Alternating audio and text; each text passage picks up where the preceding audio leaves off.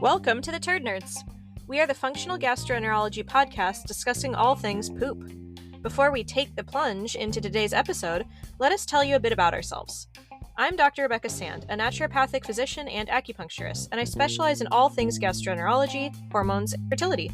I'm Dr. Ami Kapadia, and I'm a medical doctor trained in family medicine and functional medicine with a special interest in gastrointestinal health, food and environmental allergies, and autoimmune disease. And I'm Dr. Ilana Gurevich, a naturopathic physician and acupuncturist who is board certified in naturopathic gastroenterology. I specialize in inflammatory bowel disease, IBS, and other functional digestive disorders. Let's jump into today's episode.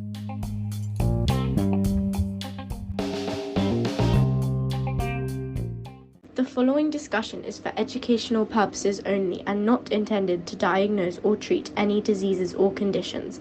Please consult your doctor before incorporating any of this information into your care. The information presented on this podcast is not medical advice. Welcome back, everyone. Today we're going to talk about a topic that seems like it should be straightforward, but it's kind of confusing. Dr. Gurevich is going to start us off on some of the basics of H. pylori, and do we always treat it? Do we sometimes treat it? What do we treat it with? Yeah. Okay, so let's go big picture. This is a finding that if you're running functional stool tests, it's going to come up positive a lot, right? All the time. All the time. I feel like that's probably true. Yep. And sometimes it's positive in the red and sometimes it's not. And sometimes you have different labs that are looking at virulence factors and sometimes you're not. And I actually do not think you can qualify every single H. pylori patient equally. And the other thing that I want to say is what I'm going to say, many people disagree with me. Yeah, this is a controversial topic for sure. And so I'm going to try to give you my opinions and I'm going to try to give you my colleagues' opinions and, help you guys make opinions for yourself. Mm-hmm. So, when I chunk out these H. pylori patients, I chunk them out into very symptomatic, right? Very, very symptomatic. And so symptomatic that oftentimes I'm sending them to the gastro and they are looking to find I'm sending them to the gastro for an endoscopy because there's something going on that their symptoms are severe. And I'm like, I think you have an ulcer, maybe you have an H. pylori infection. There's something going on. Mm-hmm. Then there is the pool of people who maybe have a little bit of gastritis or something, and they find it randomly on imaging. And then there's the pool you mean endoscopy? On endoscopy, sorry. And then there's the pool of people who they're not symptomatic at all. There's nothing going on, and they are just finding it randomly. Mm-hmm. Or you're doing the stool test for other reasons, and they don't have stomach focal symptoms and you're finding it. It's maybe large bowel issues or it's just on a test and you see it come back positive. So the testing, because there are a couple ways to test for it. Let's start with testing. Yeah. So stool and breath is what we're supposed to be hanging our hat on for this. The blood test is not. They won't even let us order the blood test anymore. Yeah. A few years ago, I feel like they cut us off because I still liked it for some reasons. But anyway, I think we're no longer allowed. Yeah. And then a lot of our functional tests have it included in stool tests, and sometimes they will talk about the virulence factors, which are basically ways that all microorganisms can evolve to become more dangerous to the host. Don't forget about the breath test. There is a breath test. Right. Equivalent to this. Well, that and the stool test are what Dr. Sand was saying are the most accurate non-invasive ways to diagnose it. Sensitivity and specificity for the urea breath testing is 88 to 95% for sensitivity and 95 to 100% for specificity. Mm-hmm. False positive results are uncommon. False negative results may be observed in patients who are taking PPIs, bismuth, antibiotics, or actively treating.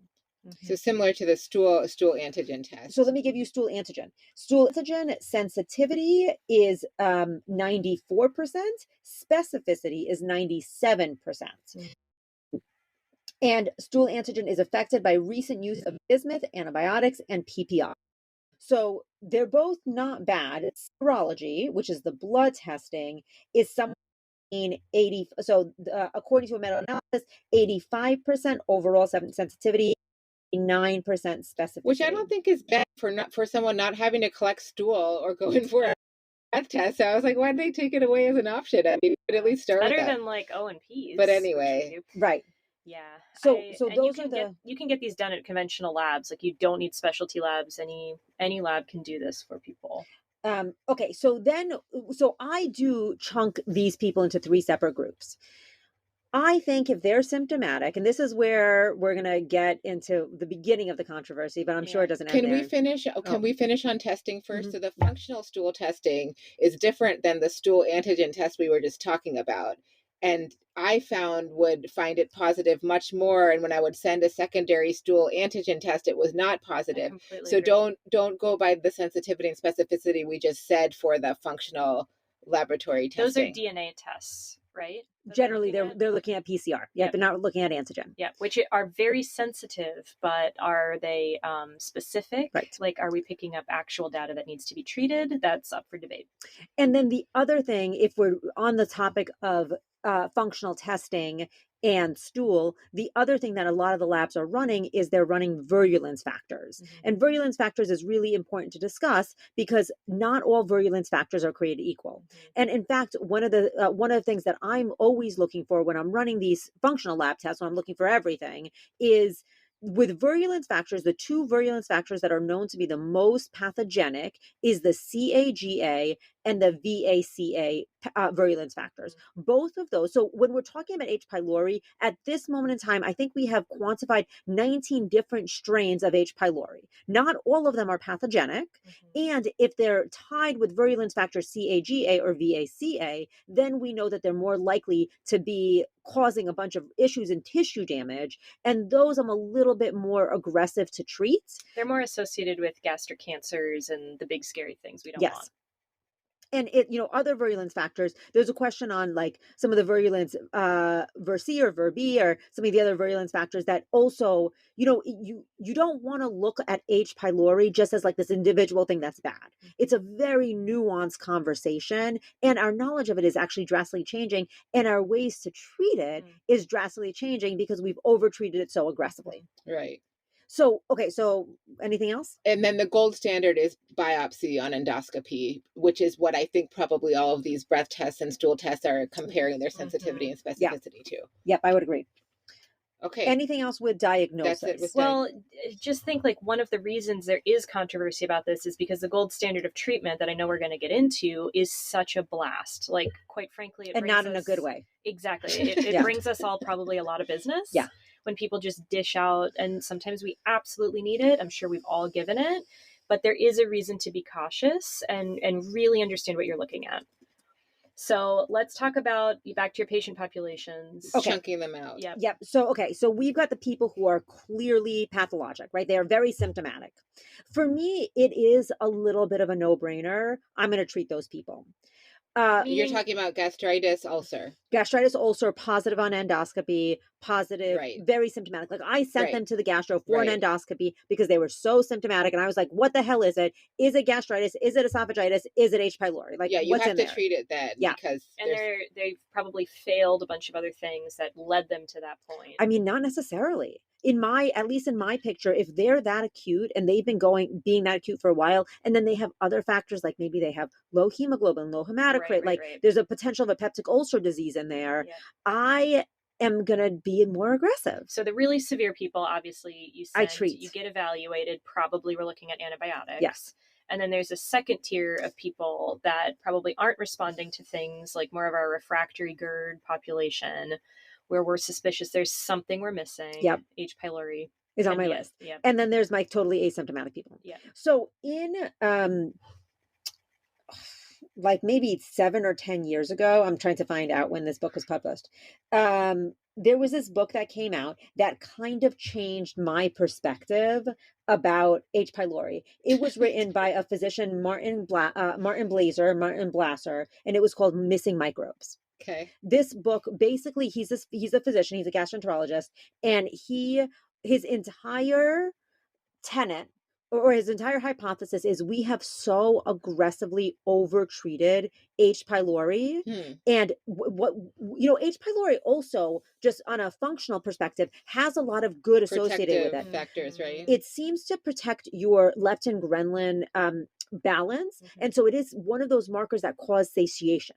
So when you get rid of H. pylori and you eradicate it from the system, and really from humankind is where we're going with this, you end up messing your satiety pathways end up shutting down. Aren't there connections with our immune and our allergy system as well. Yeah, so there is a theory, and I think Dr. or Blasser. We'll go with that. Yeah, I'll say it with confidence. It's most important. I think he was one of the people who basically discussed that it might actually be one of a keynote species of the microbiome that control every other component of your microbiome. So if you get rid of if you get rid of this, quote unquote pathogen, or this bug that's in there, then the entire microbiome shifts in a way that's more pathologic. Well, also the treatment for it conventionally, like you create these massive niches, you're throwing off the some people are lucky and they can sort of recover from it, but it's a bomb of antibiotics. Yeah. You're definitely going to shift the microbiome. Yeah. Yep. So it's a double hit. Yep. You're removing something that maybe was doing something good and blasting the gut. And so one of the controversies is that not everybody in the functional medicine community thinks that there could be a good use for H. pylori. Right. And if you dig into the literature, there are a lot of correlations with having excess H. pylori and having, say, skin issues, or having, say, gastrointestinal issues. Like there's a lot out there, and you can find the research to really go with either option, like treating aggressively or not treating. Right. And lots of my colleagues will often treat H. pylori, usually herbally. Like they're not going to be throwing, we'll get there. Well, no. What I was going to say is when you have cancer on the line, people are going to treat. Right. You don't mess with that. Right, so if right, the risk obviously. is H. pylori potentially giving you cancer, you treat it's a no-brainer. And I think that's where a lot of physicians hang their hat. It's tricky, right? Because is it something like 50% of the world's population has H. pylori, something like that? Yeah, it's a lot. So that is the other thing that does make it tricky. Like it's right, because you're going to find it if it's there. So it's tricky because I haven't dove into the research, but if you're looking for connections between does this person have this microbe that we have a test for, and do they have this other condition? It's just the correlation there. Yeah, it's confusing. Hard to show causation outside of things like gastric cancer and peptic ulcer disease and gastritis. The other thing that makes it complicated is that it's not the bug, it's the terrain. Right. And it's so also like for some of this functional medicine stool tests, it's almost like we should be able to pick if we want to even test for it or not. Because if the person's not having any abdominal symptoms, sometimes it's kind of like we need to think about what we're testing for, but we don't always have the option of deselecting it. So right. And I'm like the naturopathic, if there's a tattoo that I would ever get put on my body, it would basically be, it's not the bug, it's the terrain. Right. If you have H. pylori, but you have it in balance, in accordance with everything else, I don't think I care because you have a robust, diversified microbiome. But if you have H. pylori and it's the only thing there, I'm sure it's causing issues. Mm-hmm. It's not the bug, it's the terrain. And then the other piece of H. pylori that makes it very complicated and very controversial, it is affiliated with further down the line nutrient deficiencies. Mm-hmm. Like if you have H. pylori overgrowth, you are most likely not as robustly absorbing the rest of your nutrients. You're not making stomach acid as well. Yes. You get hypochlorhydria. And... Yep. Yes. But I don't know the research. Does it eventually do that in everyone, or if someone has a normal? The thing is, we're not testing that have a normal microbial diversity and are not having symptoms. The research doesn't look at that. Right. Yeah, that's not even a fair question. No, how could we run that study? I know. Right. We can dream. Okay, so where are we going next? Did we finish your patient population? You had the healthy people. The healthy people. Yep. Where it comes back positive on some random test. They did it themselves or whatever. I think so. The really bad symptomatic, I go standard of care. Yep. The in the middle symptomatic, maybe it's causing an issue, maybe not. It's a more nuanced conversation. And I have one patient in particular who I'm thinking about who is she's so complicated. She was a dentist, and she was a dentist who worked with mercury her entire professional career, right? And because she worked with mercury her entire professional career, she ended up having to retire early. She had a lot of chronic pain. She had chronic gastritis. And so I ran a functional stool test on her, and she came up H. pylori elevated, like flagged, like I think 4 different virulence factors, 2 separate protozoa, a parasite. Yikes. And she chronic fatigue, chronic fibromyalgia, brain fog, like all the whole picture, and chronic pain from the gastritis. And for her, I was like, this is a no-brainer. Let's treat you with triple therapy, like standard of care. And then we retested. She didn't notice any improvement. And then we ended up switching our treatments. Did the triple therapy do anything for the bugs? When we retested, the pathogen, the protozoa were gone. The H. pylori looked basically the same, slightly Wow. lower. Oh. So, you know, the lab that I use is an exponential. Yeah, and now she has SIBO. I mean, she had SIBO before. Yeah. Like she was a mess.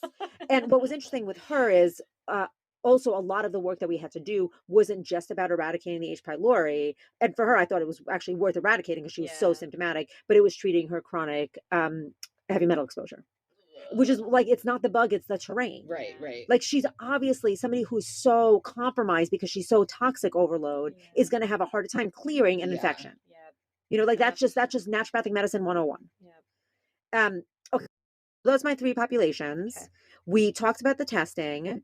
Should we talk about standard of care treatment Sure. now? Okay. Sure. It's, I mean, It's worth a recap on when this. Dr. Sands a blast, it's a blast, like literally. And not like a fun time blast. No. Like a bomb. Yeah. No, oh, now you have to clean up after this war zone blast. Yeah. So the way, God, H. pylori, I think in the 1970s when we first started noticing that that's when all the literature. That's when that doctor inoculated himself and Dr. Marshall? To prove a Barry point. Marshall? I don't remember. Yeah. I could be totally wrong. No, that's, I mean, I think, I don't know what his name is, but that's the story. Like, he was like so convinced H. pylori was the problem. Right, he self-inoculated. Yeah, he drank a bunch and then he had his colleagues look at him and then he had ulcer. Yeah, so that's how it all started. So when I graduated, and probably when Dr. Kapadia graduated, we were doing triple therapy. Triple, yeah. Triple therapy was basically clarithromycin, amoxicillin, and a PPI. Right. That was triple therapy. I had memorized it as COA, omeprazole for the PPI during those days. If they are resistant to amoxicillin, or if they're resistant to penicillin-based drugs, you would substitute metronidazole for the amoxicillin. That was very effective for a while until we aggressively overused it. When we aggressively overused it, then we had to move to concomitant therapy. Concomitant. We'll get it. I feel like it's not we, it's just me. I've said it. Dr. Kapadia has corrected me like no short of 10 times already. And concomitant therapy. Gosh, just proceed, please. We'll come back to this. Say it one more time. Concomitant therapy is amoxicillin, clarithromycin, and then either tinidazole or metronidazole, so one of the nitramidazole classes, and the omeprazole or PPI. So if you look at that efficacy, and we generally prefer tinidazole. If you have to pick one, it just tends to have less side effects. It might cost a tiny bit more, but just FYI. It's also generic. It's not recommended as a over metronidazole, but clinically it seems to. I think there's less resistance. And it has so much damn resistance. Like we've overused metronidazole so much. So triple therapy, 14 days. Concomitant therapy, 10 to 14 days. So that was working. But then as we overuse it and we overprescribe it, we end up, now that's no longer effective. So now what we've added in recently is adding in bismuth quadruple therapy. And I'm a lover of bismuth. Yeah, we love bismuth. Except don't use it for too long. Except when you use it for too long. With minerals, and tune into our biofilm episode. We'll give you all the info on bismuth. So bismuth quadruple therapy is bismuth, metronidazole, tetracycline, and a PPI for 14 days.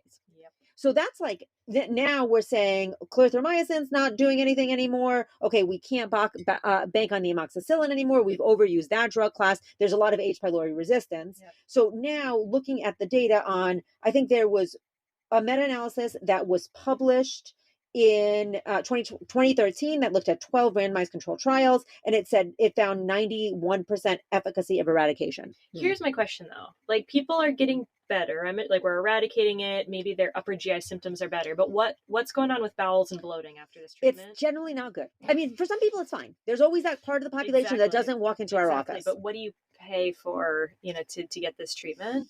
And I'm just genuinely curious, what do those stats I don't think like? That's been studied. That would be another study. No, but it would be a good thing to study. I mean, do we really need to study it? Like, honestly, I mean, I'm like, they just come see us. Okay, so I was at a drug dinner 2 weeks ago, I think, and it was for this really, really interesting new drug that's used for C. diff. It's basically like FMT capsule that's been highly purified. It's a very interesting drug.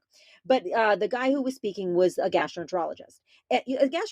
You know what I mean? And he was basically like, can we stop giving everybody antibiotics? Yep. Like there was an infectious disease doc, and the infectious disease doc was like nodding his head, you know? Yep. Like, can we stop giving everybody antibiotics for everything? Because it doesn't even work. Yep. Like most of the time it's a viral issue. And then we can save our antibiotics for patients that need it, like somebody with very symptomatic H. pylori. Yeah.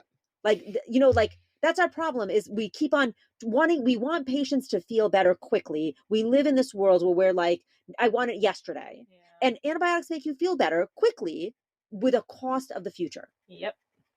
Yeah. We're all in agreement there. Yeah. Okay. So that would be very standard of care. That's treatment. If you're going conventional, this is what you're going to get. You're going to have these options. Yep. Yeah. It's nice and easy because it's like it's all wrapped up. I can look it up to date. It's very simple. Then we move on to naturopathic care.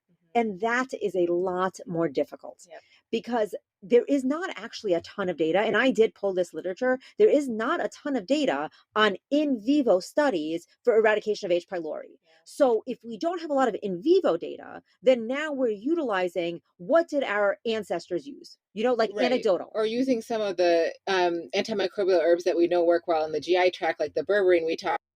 I have seen it clear on stool antigen testing with very simple herbal interventions in the past for patients who did not want to do the antibiotics. So I definitely think it's possible if you're doing it as a plan and the patient doesn't want to do antibiotics to use some of these. There are pre-made packets that are specific herbal, concomitant therapies for H. pylori specifically. They have something like Pylo or HP or something like that in the name of it. Yeah. I mean, you're not wrong. Those are the ones that I end up falling back on, to be honest. Okay, so let me just tell you my thought process about it. And, one, I always will, this is one that I go back and test. Yeah, I would have to repeat the stool test, stool antigen or whichever breath test or whatever you did it with. Yep. And I will definitely, I will generally, if I get a positive and I'm like one of the functional labs, I will reflex it to a conventional lab just so I can have a test that is recognized and something that I can track that's going to be covered by insurance. Because the problem with the stool test is they're $450. Right. Like that's not an easy way. That's not a reliable way to rerun testing. Yeah. The challenge then is that it doesn't always show up positive on the stool antigen test. Which is good to know, because then you're not going to give them a million antibiotics. Right. It just adds another layer of complexity deciding on if you want to treat it or not. Right. Yeah. Absolutely. It's a complex issue. Like that's why I'm not this is a gray. Let me talk to the patient about it. Totally. Okay. So I will always start with some kind of biofilm disruption. Always. There is data on bismuth. That's why we're using quadruple therapy. So that for me is one of the ones I grab. There is data on N-acetylcysteine. So that is the other one. And there's actually, as far as a biofilm disruptor, there is only data on N-acetylcysteine with H. pylori. Like, what I'm clarifying there is because of the data of N-acetylcysteine using to break down biofilms of H. pylori, people are using it as a biofilm disruptor for other things. Right. But the only data that's out there that I've seen is N-acetylcysteine used as a biofilm disruptor for H. pylori biofilms in particular. Makes sense. Not that NAC isn't amazing. NAC is amazing. Yeah, what doesn't NAC do? I mean, it's not untrue. NAC is amazing. It's like my favorite. Every system. Yeah. Yeah, we use it a lot in fertility. Like you do? Yeah. Yeah, I'm using it all the time with my congestion. It's really big in endometriosis. Mucolytic properties of NAC. Yep. So I'm not saying don't use NAC, but I am saying there is data on biofilm disruption of H. pylori and NAC. Okay. So that one is that I have some in vitro data for that. The other thing that we have anecdotally, but we don't have a lot of data on, is mastic gum. Mastic gum is most likely in every single one of these formulations that we have that are available naturally. So, and mastic gum is interesting because I will say my chronic people who have like failed triple, failed quadruple, failed standard of care, very symptomatic, H. pylori is not going anywhere, mastic gum will give them symptomatic relief. But it's not a one and done. I can't bank on it for 14 days and you're done. Yeah. Mastic gum is one of those things that I have to keep in the mix for a long amount of time to be able to get it to break it down. But it generally helps. Yeah. With the mastic gum, we often will pair it with some kind of mucilaginous herbs. So anything that can heal up mucous membranes, we've talked 1,000 different ways. Slippery elm, licorice, marshmallow, like all of those things. Because really the mastic gum theoretically is breaking down the bug and then the mucilaginous herbs are Healing rehealing the it. tissue. Yep. And because of that, we see other things that we know can reheal the tissue, like using glycine or glutamine or any of those other, probiotics, any of those other Zinc-carnosine. Zinc-carnosine. God, I love zinc-carnosine. Yeah, it's hard to... I think that has some data on H. It pylori. It does. And it has a lot of data From on the Japan. ulcers that are caused secondary to H. pylori. Vitamin C, I think, does too. I don't know if they're human, but it has H. pylori activity, and it helps to heal ulcers. But high dose vitamin C. Yeah. Like? The notes that I had on it were 5 grams a day. Oh, wow. So the high dose. So you might get a side of diarrhea. Exactly. Yeah. But I mean, that's kind of where vitamin C shines. Yeah. You got to dose it high. You're going to poop. That's not the worst thing. Yeah. Okay. So then, for me, if they tolerate and they understand that there's a lot of anecdotal data, but not a lot of human data on mastic gum, then I'm going to start looking at some of the herbs. And I tried. I have not found a lot of in vivo data, human data with the herbs. There's plenty of in vitro data, but the problem with in vitro data is it's really difficult to translate a petri dish to a human. Yeah, it just Dosing, is. We're more complex than a petri dish, as it turns out. But we know berberine stays in the GI tract mostly, right? So berberine's a great one. Yeah, garlic's a great one. Meadowsweet. Meadowsweet. What is meadowsweet? I can tell you. Hold on. Okay, look it up, people. We'll come back to it. I can't remember. It's sweet, I'm assuming. We have this powerful thing called the internet. It's true. I couldn't Google. Filipendula ulnaria. Filipendula. Do you sound like it's an old friend? It is. Okay. It's really good if you get the leaves of it and make it in ginger beer. Oh, tastes why? great. It's just good. Treats H. pylori. Treats H. pylori. It's not evidence-based. Yeah, the school I went to, they had bushes of it growing outside. Huh. What is it? No, it's just a little bush. Cool leaves. Okay, so that's kind of like the herbal interventions we can pick from if we're going to go that route and they don't want antibiotics. So we have lots of herbal options. It's a little bit difficult. But you can retest. So yes, monitor efficacy. And generally these are probably going to be dosed higher than what bottles say, just because bottles are not standardized for different conditions. But I have found a little bit better efficacy on most gut stuff if we dose higher than the bottle says, with some exceptions. Mm-hmm. And anything with zinc. Well, I'm curious how you guys are handling that zinc carnosine, because in theory it works better on an empty stomach, but wow, it causes nausea. Yeah, I mean, I always start on an empty stomach and then I go from there if I need to go. I've had patients throw up. Really? I see it work not on an empty. I've just always given it with food, Yeah, but I have do. not looked at the research if they required it to be on an empty stomach when they were studying it. I would assume just, common sense it would work better, but I don't want to make people throw up, Zinc is tough. There also is some data on using specific strains of probiotics for H. pylori. I'm not going to say I've ever seen magic with specific strains. Yeah. I am so disappointed at how what I see in the literature does not bear out to what I see in clinical practice when it comes to individual strains of probiotics. Yep. But there is data on Lactobacillus reuteri DSM 17938, which is that's a pretty popular strain in a lot of different.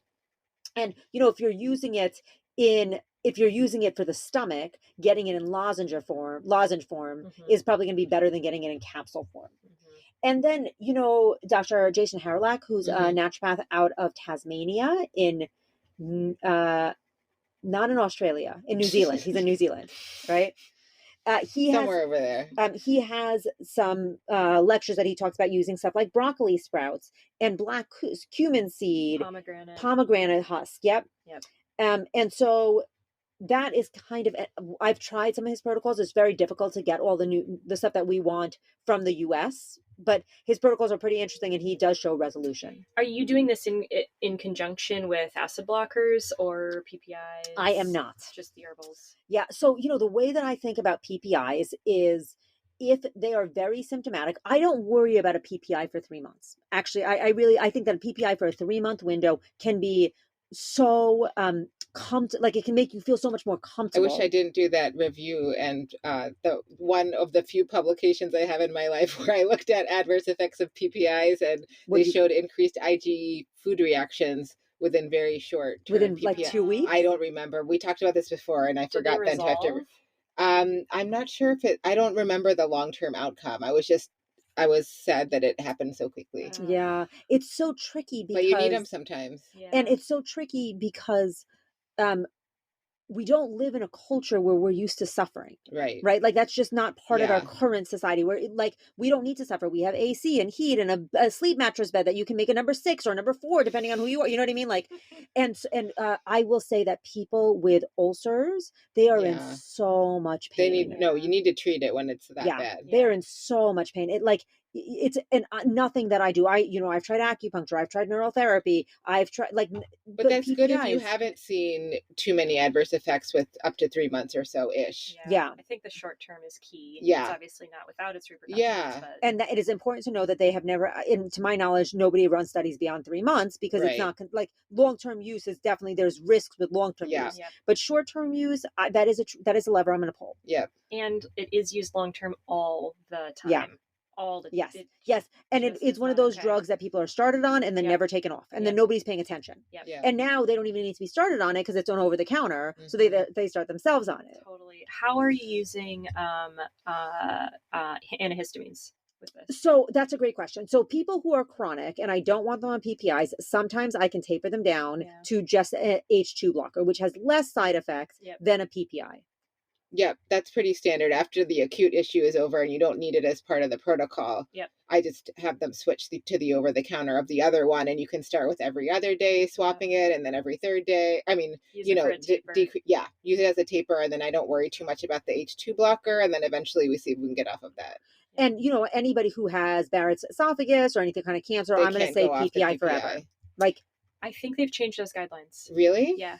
We'll have to be another episode. Yeah, we'll have to update on that one. You're on the cutting edge here. I had a gastro who told my patient that, and I looked it up. Wow. Yep. Yeah, I have this very I think the more recent data is PPIs don't change prognosis of Barrett's. Interesting. I have a patient who is like, this patient was like married to a naturopath, right? Like this patient is bought into the naturopathic philosophy, and he saw 12 naturopaths before he came to see me. So comfortable, did all the diet, did all the lifestyle, did it. Still chronic pain. I was like, you need an endoscopy. If you're not on an endoscopy, scoped with. And he's taking the PPI, and he's like, oh my God, I can't believe I suffered for that long. I mean, for symptoms, for sure. It looks like there's a +1 2017 study, the title of which is proton pump inhibitors do not reduce the risk of esophageal adenocarcinoma in patients with Barrett's esophagus. Systematic review and meta-analysis. Whoa! I'm gonna talk to Dr. Journal Club to review this article. Yeah, I think there were more, because I remember my patient came in and we're like, yeah, Barrett's, whatever. It's like, so you're PPI? Like, no, my gastros, I didn't have to be on a PPI. But then I searched and I found other things, but we definitely, we don't want to give any definitive recommendations. That was not a thorough lit search. Yes. But there are some data, at least out there, that do suggest PPIs are maybe not as necessary as we thought. Okay. Okay. What do you guys think? Any remaining questions that I need to get to? I think you covered it all. Yeah, it's controversial. It's controversial. And this was a good smattering of options. And really, we need to think critically about H. pylori. And we're still learning. And I will also say, just for some of my colleagues who treat H. pylori a lot, I do think they notice benefits. They're treating it herbally and they notice benefits. Is it because they're eradicating H. pylori? Is it because the herbal treatments are, changing the entire makeup of the microbiome? I don't know. And I feel a lot more comfortable with treating H. pylori herbally than I do with triple or quadruple therapy, because I don't think it's not a blast like a bomb. Yeah. And if people do need the quad therapy, take care of them. Protect their microbiome out, do something after to help their microbiome after, because that's just a lot to put on someone. So don't leave them with just that. Yes, I would agree. Okay, great. Thanks, guys. Thank you. Thanks for joining us today. Stay tuned. We release episodes every 2 weeks. If you like this episode, please subscribe and don't forget to rate and review us to help spread the turd nerd word.